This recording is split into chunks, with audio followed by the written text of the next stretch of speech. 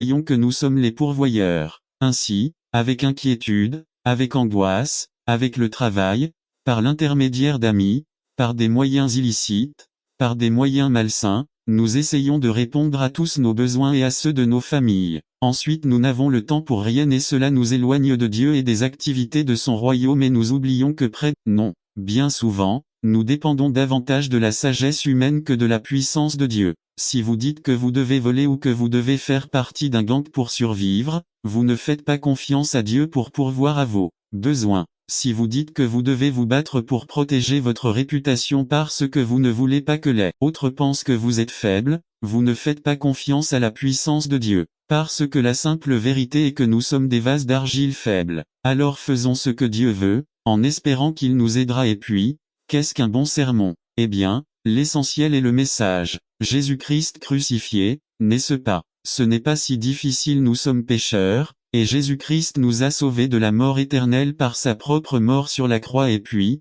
si cela ne dépend pas du messager, mais de ce simple message, eh bien, vous peuvent aussi être des prédicateurs. Eh bien, vous n'êtes pas obligé de prêcher un sermon, mais vous pouvez apporter ce réconfort à votre famille et à vos amis accablés par les soucis de ce monde. Et nous n'y sommes pas obligés et nous ne pouvons convaincre personne parce que nous sommes faibles. Oui, nous sommes faibles. Je suis le premier à avouer que je ne témoigne pas toujours clairement du Christ. Je dois confesser avec Paul que je suis le premier, le pire des pécheurs. Eh bien, chacun de nous peut voir ses faiblesses et les nombreuses fois où nous tombons dans le péché. Mais la bonne chose est que cela ne dépend pas de nous parce que Dieu veut que nous prêchions simplement Jésus-Christ crucifié, c'est-à-dire que nous disons à nos amis et à notre famille que Christ est mort sur la croix pour nos péchés. Nous n'avons rien d'autre à faire, car même si nous prêchons avec faiblesse, nous prêchons avec puissance nous prêchons avec puissance. Et bien, Saint Paul nous donne un très bon exemple de bonne prédication. Bien qu'il fût un homme faible et timide, il fonda de nombreuses églises à travers le monde connu.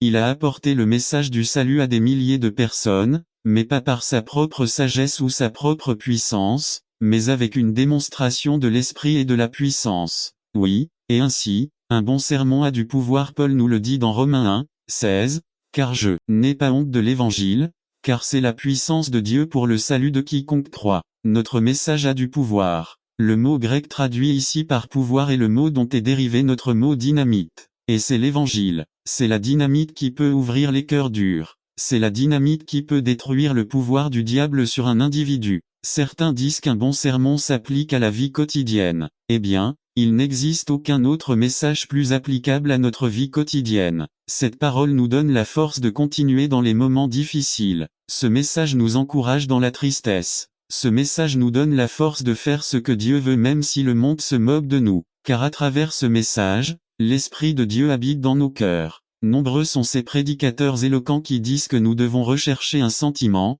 c'est-à-dire l'expérience de Dieu dans notre cœur. Et ils le recherchent en priant, en criant et en criant, mais pas en lisant la parole de Dieu. Homme d'Israël, écoutez ces paroles. Jésus de Nazaréen, un homme approuvé par Dieu parmi vous par les prodiges et les signes que Dieu a accomplis parmi vous par lui, comme vous. Vous savez 23 celui-ci, délivré par le conseil résolu et la prescience de Dieu, vous l'avez capturé et tué par les mains des méchants. N'attendez pas qu'il soit trop tard. Devenez membre de la chaîne Today et bénéficiez de réconfort et de soutien dans les moments difficiles. Cliquez sur le lien dans la description de la vidéo. Mardi 9 avril 2024, page 1. Le crucifiant 3. Le récit de la conversation de Jésus avec les deux disciples nous dit que à partir de Moïse et de tous les prophètes, il leur interpréta dans toutes les Écritures ce qu'ils disaient de lui. Il serait long et fatigant de revoir une à une les références prophétiques à la mort du Christ dans l'Ancien Testament. Mais regardons en quelques-unes. Psaume. Ma vigueur s'est desséchée comme un tesson,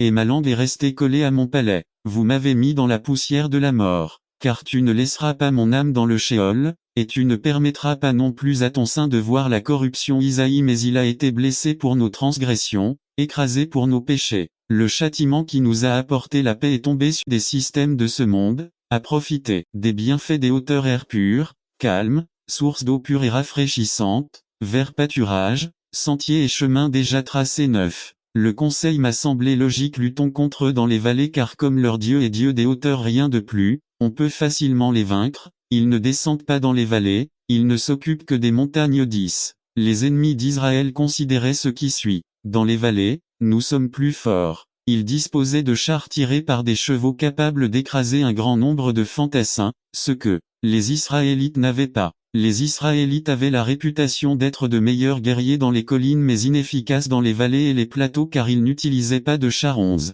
À la fin de l'année, comme l'avait dit le prophète, Ben-Hadad enrôla son peuple et se souleva contre Israël 12. Israël s'est préparé, ils étaient peu nombreux, à leur avis ils étaient 2 petits troupeaux de chèvres, tandis que les Araméens syriens remplissaient le pays. Cela pourrait provoquer découragement et peur 13. Mais encore une fois, la parole de Dieu est venue par l'intermédiaire d'un prophète serviteur avec des paroles d'encouragement. V. 28. Le Dieu des hauteurs, des montagnes, avait entendu il y a un an ce que les analystes militaires syriens disaient en secret et maintenant il l'avait révélé à son prophète et il l'avait à son tour communiqué au roi Achab 14. Les Araméens syriens ont dit que notre Dieu est le Dieu des montagnes mais pas des vallées mais ils ont totalement tort. Je suis le Dieu des montagnes mais je suis aussi le Dieu des vallées et je vais leur donner une autre victoire totale sur vos ennemis 15. Et vous, avez-vous déjà pensé la même chose que les Syriens? La vallée terre aride, sable, tempêtes effrayantes, solitude, désolation, chaleur, scorpion, monotonie, serpent,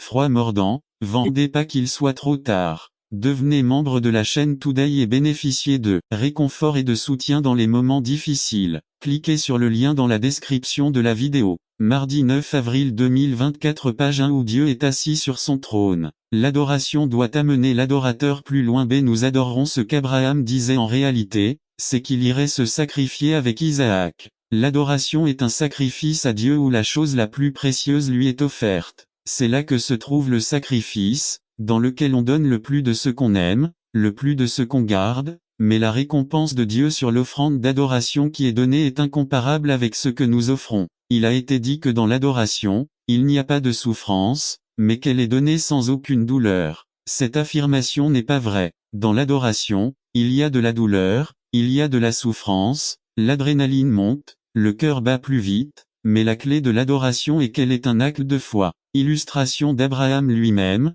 d'Anne avec Samuel, de la veuve avec Élie donnant tout ce qui lui reste. C'est nous reviendrons vers vous. L'expérience de l'adoration nous fait amener Dieu à ceux qui ne le connaissent pas. Beaucoup de gens ont appris que l'adoration éloigne les croyants de la réalité quotidienne qu'ils vivent, mais que l'adoration fait le contraire, elle rapproche Dieu de l'être humain. Le plus grand acte d'adoration était le sacrifice du Christ sur la croix et cela avait pour but de rapprocher l'homme de Dieu et non de l'éloigner. Dieu cherche des adorateurs qui lui offrent le meilleur d'eux. L'adoration est une offrande qui plaît à Dieu. Lorsque Dieu a reçu l'adoration d'Abel par la foi, il était satisfait, non seulement de l'offrande, mais aussi d'Abel lui-même. Dieu n'est pas aussi satisfait de l'offrande que de celui qui la donne. L'adoration qui émeut, qui ébranle, qui serre le cœur de Dieu est l'offrande qui se donne avec le cœur. Lorsqu'une personne se consacre totalement à Dieu, Dieu doit s'arrêter, il doit descendre du trône et se rendre là où se trouve l'adorateur. Attendez-vous que Dieu se rapproche de votre vie. Adorez. Attendez-vous que Dieu vous touche d'une manière particulière. Adorez. Voulez-vous ressentir la présence de Dieu comme jamais auparavant?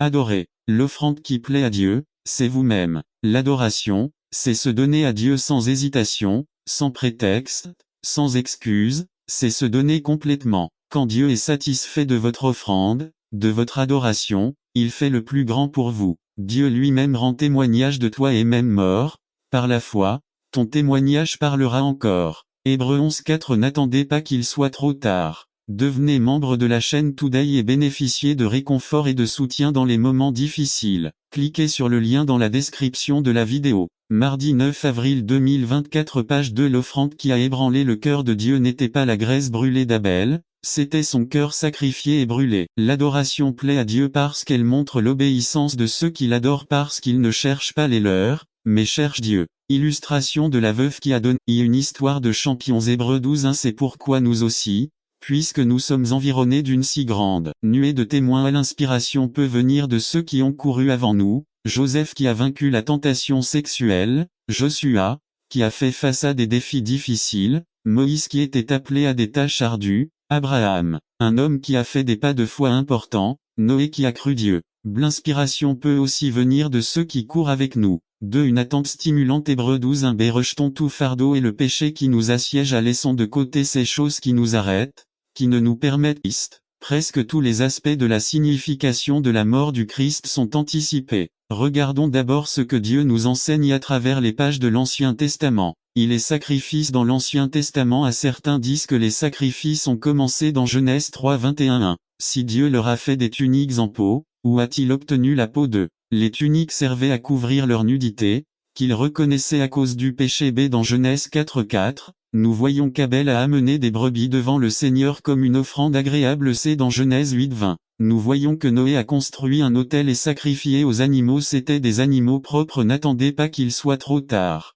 Devenez membre de la chaîne Today et bénéficiez de réconfort et de soutien dans les moments difficiles. Cliquez sur le lien dans la description de la vidéo. Mardi 9 avril 2024, page 1D. Nous avons le premier passage clé dans Genèse 22, 1 à 19. 1. Quelques commentaires. À Jéhovah testé Abraham v. 1. Le sacrifice d'enfants était courant à cette époque, mais il ne venait pas de Dieu. B. Isaac était le fils unique d'Abraham v. 2. C'est la question d'Isaac et la réponse d'Abraham v. 7 à 8. 2. Ce sacrifice était un avant-goût du grand sacrifice de Jésus-Christ à le fils unique Isaac. Le fils unique Jean 3, 16. B. Le lieu pays de Morija, dont je vous parlerai des montagnes V2. C'était l'endroit où, plus tard, Salomon construisit le temple de Cron 3. C'était près de l'endroit où, plus tard, le Christ mourait sur la montagne du Calvaire. C'est les événements. Un agneau est mort à la place d'Isaac. Dès le nom du lieu, Jéhovah pourvoira, sur la montagne de Jéhovah il sera pourvu. V 7 à 8.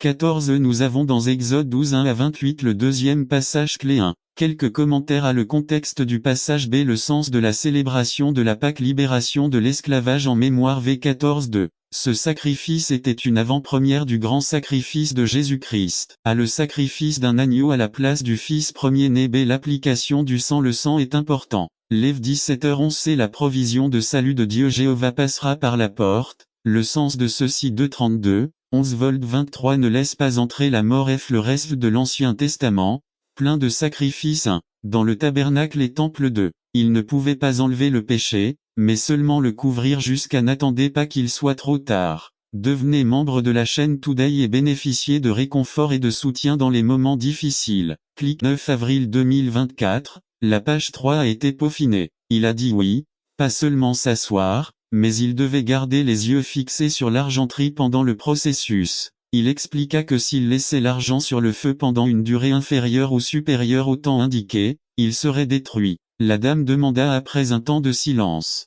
Comment savez-vous que l'argent est devenu complètement raffiné? L'orfèvre sourit et répondit. C'est la partie la plus simple du processus, je sais que l'argent est totalement raffiné quand je vois ma propre image dessus. Définition. Affiner. Rendre une chose plus pure, en séparant les impuretés.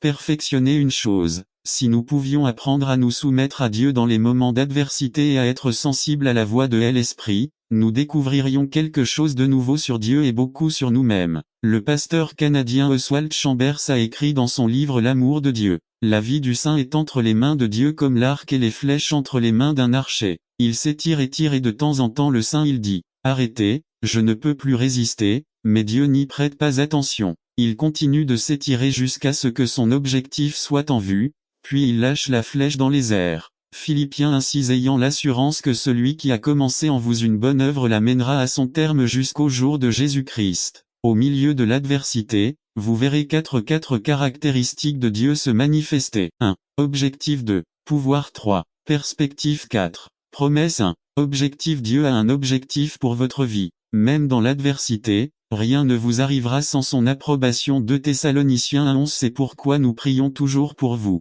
afin que notre Dieu vous estime digne de son appel et qu'il accomplisse tout dessein de bonté et toute œuvre de foi par sa puissance de pouvoir. Dieu a le pouvoir d'intervenir au bon moment. Psaume 35 dit tous mes os diront, Jéhovah, qui est comme toi, qui délivre les affligés de celui qui est plus fort que lui. 3. Dieu a la bonne perspective au milieu de notre venue parce qu'ils avaient confiance en Dieu. Dieu a donné confiance à beaucoup de gens, mais pas en les rendant grands ou en leur disant qu'ils étaient impressionnants, mais plutôt en leur rappelant qu'il est Dieu et qu'il était avec eux. Dieu offre la même promesse aujourd'hui. C'est vrai que nous sommes inadéquats, insuffisants et avec de nombreux défauts, mais quand Dieu vit en nous, nous pouvons avoir confiance. Dieu veut que nous soyons un peuple confiant, non pas en nous-mêmes, mais confiant en celui qui est en nous. N'attendez pas qu'il soit trop tard. Devenez membre de la chaîne Today et bénéficiez de réconfort et de soutien dans les moments difficiles. Cliquez sur le lien dans la description de la vidéo mardi 9 avril 2024. Page 3 Faire un champion,